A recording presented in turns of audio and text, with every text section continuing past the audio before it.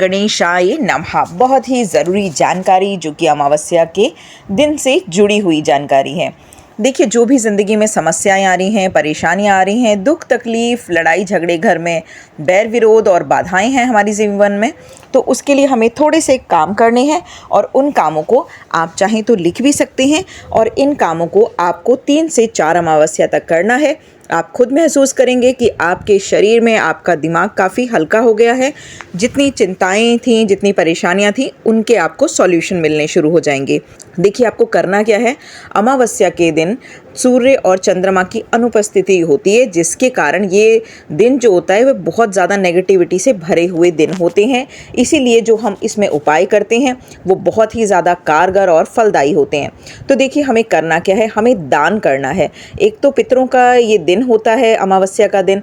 तो कोई भी अगर किसी को पितृ दोष है या किसी तरह का कुंडली में कोई और दोष है जो कि हमें नहीं पता चल रहा है, कई बार होता है जन्म कुंडली ठीक है बट किसी की हाय टोक नज़र ऐसी लग जाती है जिसकी वजह से हमारी सारी जो है जो ज़िंदगी में बाधाएं आनी शुरू हो जाती हैं, बनते हुए काम रुकने शुरू हो जाते हैं। तो इसके लिए आपको क्या करना है, अमावस्या वाले दिन आपको अपने आप को चारे से तुलवा लेना है, जो कि तुलादान कहा जाता है। देखिए, आप बहुत ज़्यादा चीज़ों से नहीं तुलवा सकते, आप दालों से नहीं तुलवा सकते, वैसे तो कई चीज़ों से तुलवाया जा सकता है, बट अगर दिक्कत है, आप ज़्यादा पैसा नहीं खर्च कर सकते, तो भी आप 300 साढ़े 300 रुपये में आपके वो चारे का दान हो जाएगा।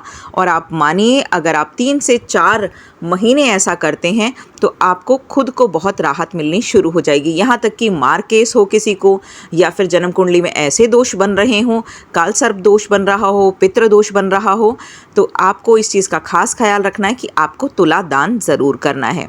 अगर आप ऐसा करते हैं तो आप निश्चित रूप से इसमें फ़र्क पाएंगे। देखिए, जब भी चारे का दान करते हैं तो ये अकेला चारा होता है, उसके साथ आप चाहे 2 ही गट्ठी जो है वो गुड़ की रख दें, तो वो आपको गुड़ ज़रूर ही रखना है ये, तो आप उसके साथ गुड़ भी इसका दान कीजिए। देखिए, अमावस्या के जो उपाय होते हैं ये बहुत कारगर होते हैं। अगर आप नहीं जा पाएँ गौशाला तक, आप नहीं दान कर पाएँ, तो 10-50 रुपए का जो भी गाय को आप कुछ खिला सकते हैं तो आप चारा खिला दीजिए। ये भी अगर आप करते हैं तो भी आपको राहत मिलनी शुरू हो जाएगी।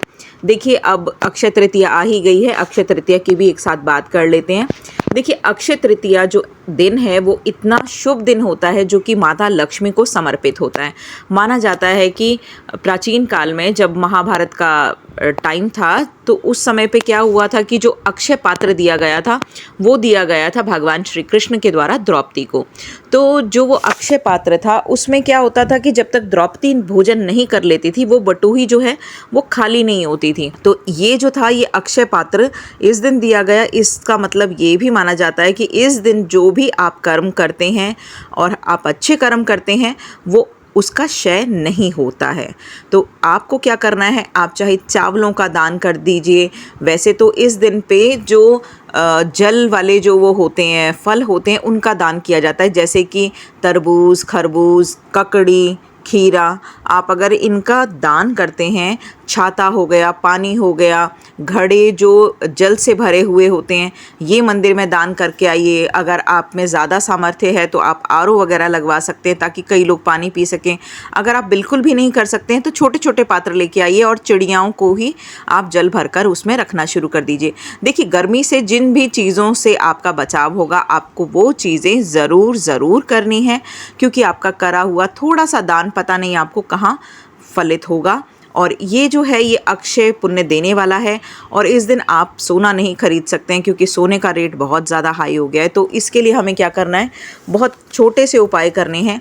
एक तो आपको एकाक्षी नारियल ले लेना है। देखिए, इस चीज़ का आप ध्यान रखिएगा, जो एकाक्षी नारियल है ये ओरिजिनल होना चाहिए।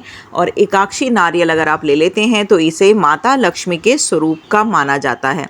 तो इसे लाकर आपको पूजा करनी है विधिवत। बहुत सारे अच्छे मुहूर्त हैं, उसकी भी हम बात करेंगे आगे। उसमें आपको क्या करना है, माता लक्ष्मी की पूजा करनी है विष्णु भगवान के साथ। देखिए, जब भी माता रानी अकेले आती हैं ना तो वो बहुत जल्दी चली जाती हैं, क्योंकि कोई भी औरत तभी घर में टिकती है जब वो अपने पति के साथ आती हैं। तो जब आप पूरे उनकी पति पत्नी की दोनों की विधिवत पूजा करेंगे, भगवान विष्णु क्या हैं, भगवान विष्णु जो हैं वो बुद्धि का प्रतीक हैं और माता लक्ष्मी है, तो सोचिए दोनों चीज़ें जो हैं वो स्थायी हो जाएंगी आपके घर में और आपको दोनों प्रभु की कृपा मिलेगी, देवी की भी और नारायण की भी। तो देखिए आपको यही करना है कि दोनों की विधिवत पूजा करनी है और पूजा शुरू करने से पहले भगवान गणेश का ध्यान ज़रूर करना है, क्योंकि भगवान गणेश ही हैं जो कि प्रथम पूज्य हैं। ओम नमो भगवते वासुदेवाय नमः।